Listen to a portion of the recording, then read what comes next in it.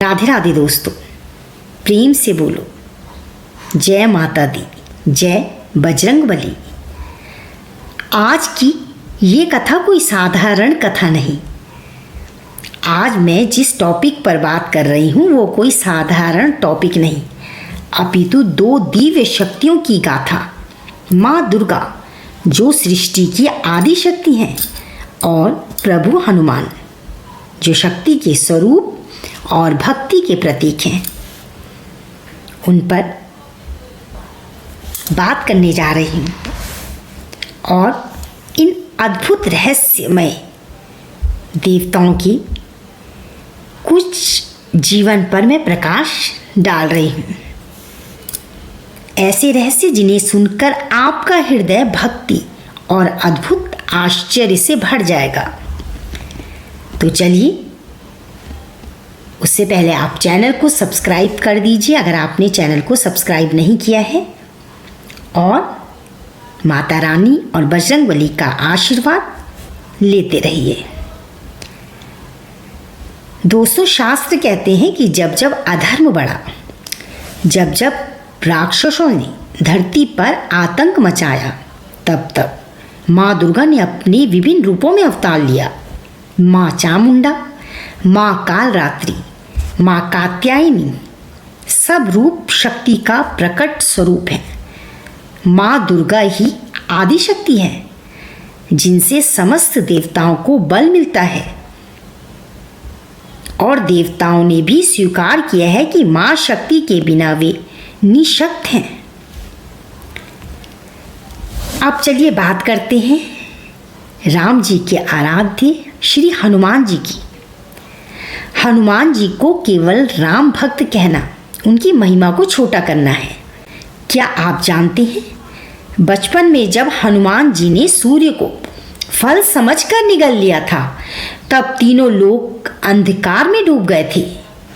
तभी देवताओं ने प्रार्थना की और माँ अदिति जो आदि शक्ति का रूप है, उन्होंने आशीर्वाद दिया, ये बालक देवताओं की रक्षा करेगा और इसका बल असीम होगा। दोस्तों, यही कारण है कि हनुमान जी की शक्ति और माँ दुर्गा की शक्ति से ही पूर्ण है। माँ दुर्गा और हनुमान जी के बीच बहुत गहरा संबंध है। भक्ति और शक्ति का संगम। माँ दुर्गा शक्ति की मूर्ति है और हनुमान जी भक्ति के बिना शक्ति अधूरी है और शक्ति के बिना भक्ति। इसलिए हनुमान जी को शक्ति पुत्र भी कहा जाता है। चंडी पाठ और हनुमान जी। दोस्तों, एक रहस्य ये भी है कि जहाँ जहाँ माँ चंडी का पाठ होता है, वहाँ वहाँ हनुमान जी की उपस्थिति मानी जाती है, क्योंकि वे स्वयं माँ की रक्षा करते हैं। रामायण का रहस्य। युद्ध के समय जब रावण के रथ में माँ शक्ति प्रकट हुई, तब राम जी ने उनकी पूजा की। उसी समय हनुमान जी भी वहाँ शक्ति के दूत बने। इसका अर्थ यही है कि बिना शक्ति और बिना भक्ति कोई विजय संभव नहीं। कहा जाता है, एक बार रावण ने अपने तप से माँ दुर्गा को प्रसन्न कर लिया और युद्ध में उनकी शक्ति का आशीर्वाद मांग लिया। राम जी ये सुनकर चिंतित हुए। तब विभीषण ने सुझाव दिया कि राम जी भी दुर्गा स्तुति करें। तब राम जी ने माँ की आराधना शुरू की, परंतु एक पुष्प कम पड़ गया। तब हनुमान जी ने अपने हृदय से एक कमल निकालकर पूजा में भगवान श्री राम को अर्पित किया। माँ प्रसन्न हुई और कहा, हनुमान, तुम्हारी भक्ति मेरी शक्ति से जुड़ गई है। जब तक धरती पर तुम्हारा स्मरण होगा, मेरी शक्ति भी वहीं विद्यमान रहेगी। दोस्तों, यही कारण है कि माँ दुर्गा और हनुमान जी के नाम साथ साथ गूंजते हैं। माँ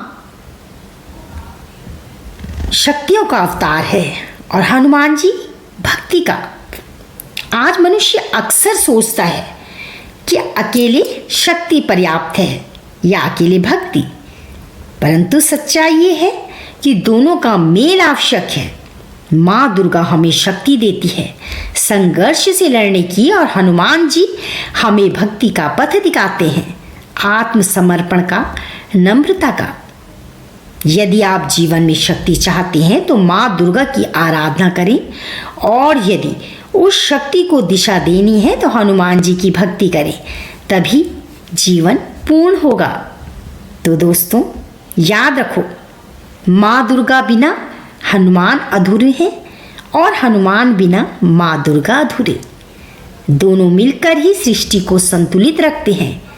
तो चलिए एक साथ उच्चारण करें, जय माता दी, जय बजरंग बली। शक्ति और भक्ति दोनों का संग आपके जीवन को मंगलमय बनाए। राधे राधे राधे।